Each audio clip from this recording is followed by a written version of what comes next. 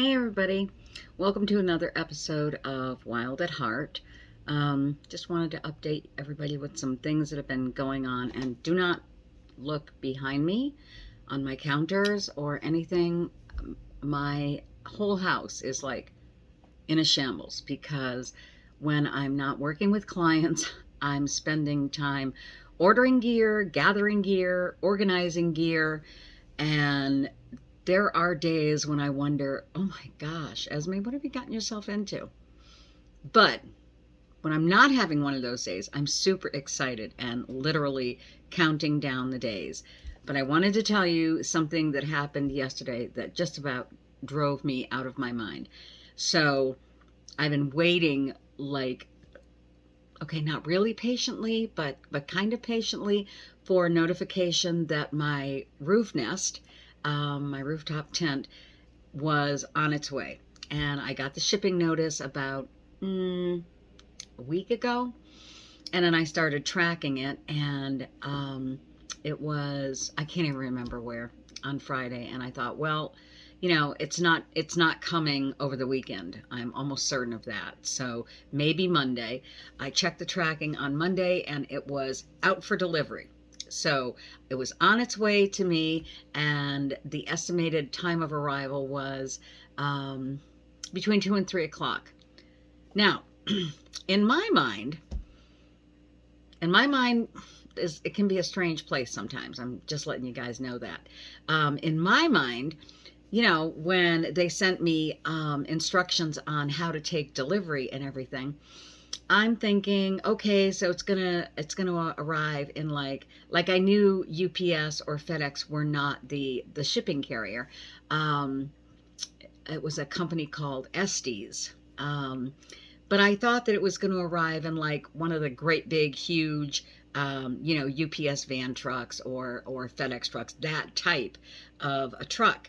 And a few minutes before 2 yesterday, the dogs went absolutely bullshit, like barking like crazy. And I'm like, what is up with you guys? I get up and I looked out the window in the living room, and there on Route 5 in front of my house is parked this semi. Like, hello, it's a semi parked in front of my house and completely obliterating my neighbor's driveway. But that's okay. Nobody's currently using the driveway, because my neighbor passed several months ago. So um, the house is just kind of sitting there empty. So I grabbed my jacket, ran downstairs. The driver was on my porch, and he's got all his paperwork and everything. And then problem number 2 arose. He explained to me, well, it's on a pallet, it's strapped to a pallet, and I have to get my lift gate up and put it on the pallet jack.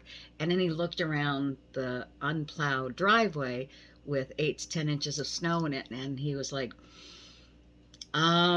this could be a little problematic. And I was like, yeah. So my plow guy, the guy that I would normally ask to plow me, is in Florida. So I didn't get plowed, and I'm sorry. And I said, you knew this was a residential address, right? And he said, I did know that, but yeah, I knew that it was residential. And I was like, well, it's only about 100 feet from where you're parked to my front porch. He was like, that's a lot of feet with a trying to move a pallet jack through the snow. And I was like, I felt really bad. He was an awfully nice young guy. Anyway, trouble was just beginning, because I said, well, I'm going to go back inside because it's freezing out here. And he's like, yeah, I'll ring the doorbell when something else is going on. But then I felt bad because I left the kid out there, with this semi. Oh, and by the way, because I live right on Route 5 in a very busy intersection, there's all kinds of traffic trying to get around this huge frickin', 65-foot semi sitting right alongside the road. And like people are honking their horns and flipping them off. And I'm like, y'all are so mean. Can't you just, it's going to take you an extra second to get by him. Chill out, for God's sake. Anyway, I go back downstairs, and he's standing on the lift gate of the tractor trailer, um, but it's in a down position, and he looks at me, and I was like, "Hey, anything I can do?" And he comes walking back over, trudging through all that snow, and he's like, "So I have a problem." And I said, "Other than my snowy parking area and driveway?" And he's like, "Yeah, the lift gate won't go up." And I was like, "Ooh, that definitely sounds like a you problem and not a me problem." Although I didn't say that to him because he was quite obviously already stressed out. So he's like, "I just placed a call to my dispatcher, and they're going to have to send somebody out to fix the lift gate." And I was like, "Okay, so my freight is still on the truck." Um, he's like, "Yeah, and is there anybody else here beside you?" And I was like, "No, I am it. And most days, trust me, I'm all anybody needs or can handle." And I was like, "No, I have two very adorable dogs upstairs, but they're not going to be much help." So he was like, "Yeah, all right, let me think about this." Meanwhile, traffic's backing up in the corner. People are just being whatever, not terribly patient. And then I had an idea, and I went back outside and I talked to him, and I was like, "Hey, if we had another dude like a guy with guy muscles and shit like that, do you think that between the two of you, you could slide it, to the end of the truck and just lift it? I mean, you'd have to take it off the pallet, and I've already been told the pallet weighs about 40 pounds. So if you unstrapped it from the pallet, then it would just be the Sparrow rooftop tent itself, and maybe between the two of you, you could just carry it, and he was like, "That might work. That might actually work." So I made a emergency messenger call to a friend of mine, and he was like, "Yeah, absolutely. I will come over." So I went and picked him up, brought him back over here, and I came back in the house.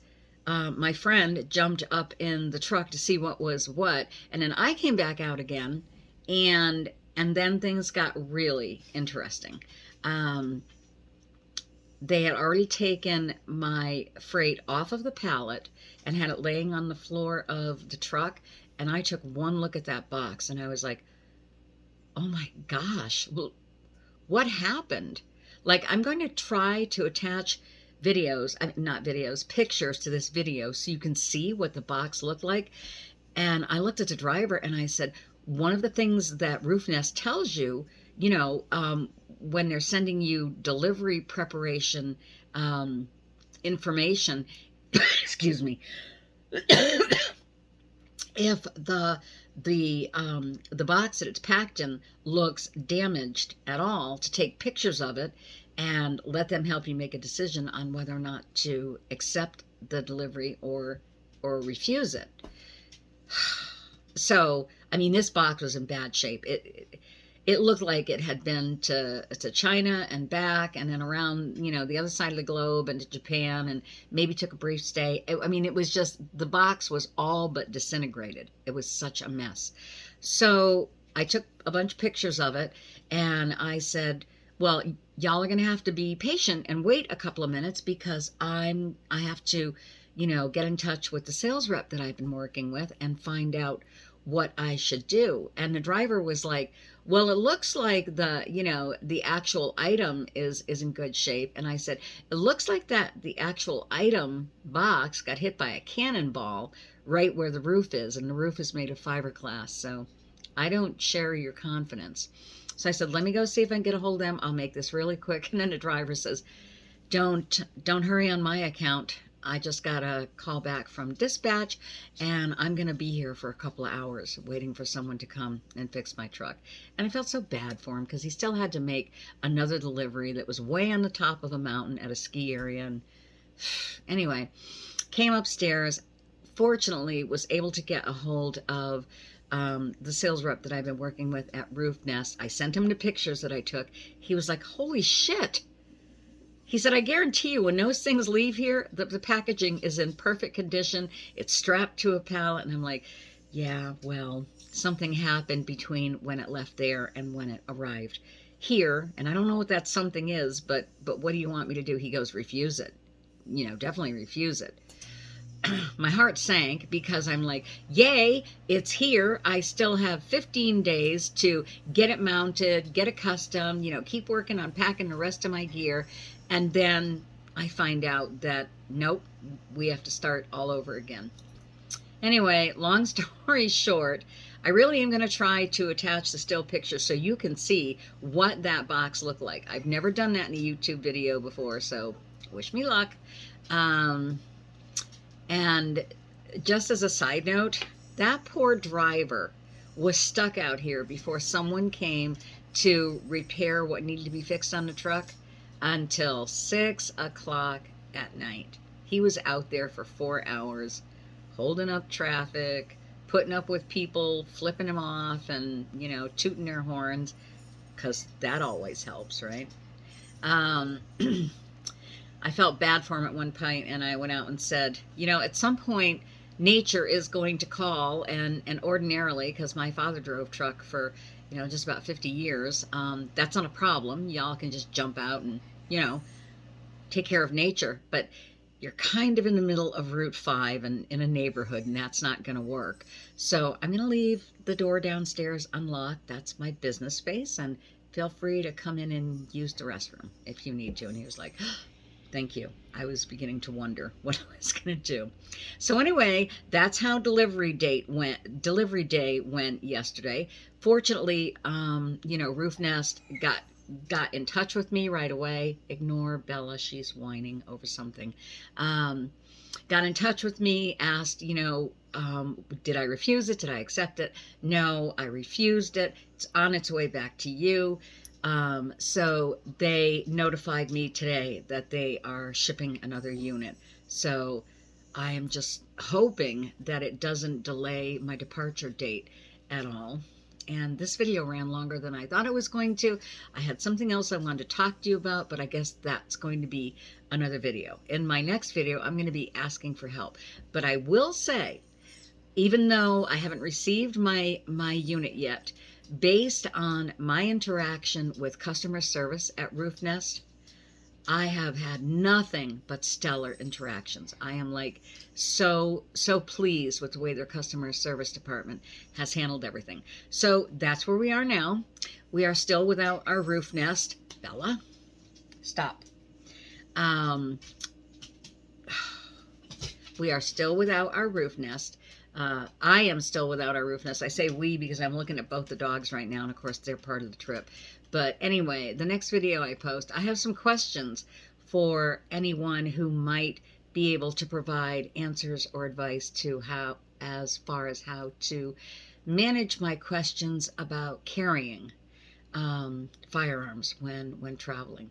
Because initially that was my plan to carry, excuse me, my handgun for personal protection and my shotgun to ward off animals, especially at night, bears and mountain lions and things like that. Unless my life was in immediate peril, I would never shoot one, but a shotgun's a great way to scare the hell out of it and get it going on its way and leaving you and your campsite alone. So next video will be questions about that and some of the frustrations I'm running to. In the meantime, wish me well and hope that the new unit ships almost immediately and gets here almost that fast. In perfect condition, box and all, and I have hope. Thanks so much for tuning in.